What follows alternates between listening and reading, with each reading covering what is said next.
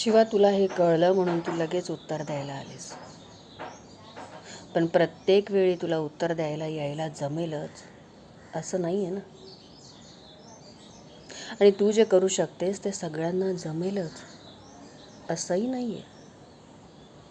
तू उत्तर देऊ शकतेस तसं सगळ्या उत्तर देऊ शकतील असंही नाही आहे. शिवा, माझ्या मुलीला मी आधी बसने पाठवायचे कॉलेजला. बसमध्येही तिच्याकडे वाईट नजरेनं पाहायचे, म्हणून मी तिला रिक्षानं पाठवायला लागले. काही दिवसात रिक्षातही तोच प्रकार व्हायला लागला,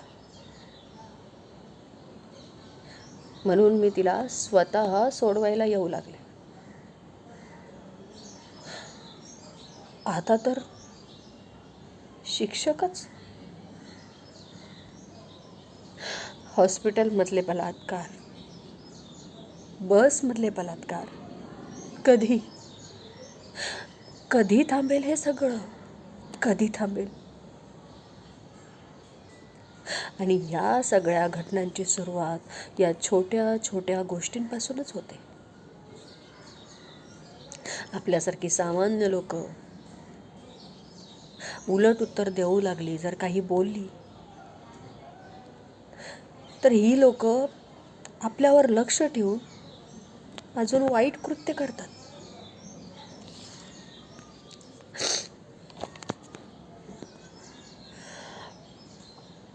शिवा, मला तू या सगळ्या मुलींमधून एकच, फक्त एकच मुलगी अशी दाखव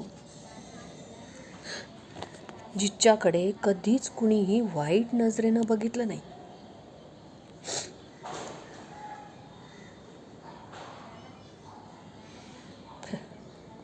बघितलं? कुणीच उत्तर देत नाहीये,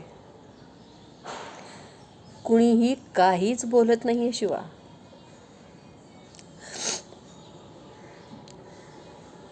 शिवा, तू म्हणतेस ते मला पटतंय.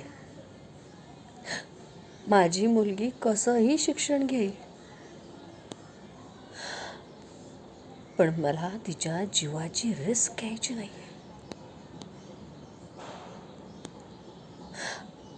मला जोपर्यंत असं वाटत नाही माझी मुलगी अगदी सेफ आहे, तिला कुठल्याही प्रकारचा त्रास होणार नाही, ती कुठल्याही अडचणीत नाही आहे, तेव्हाच मी तिला पाठवेन.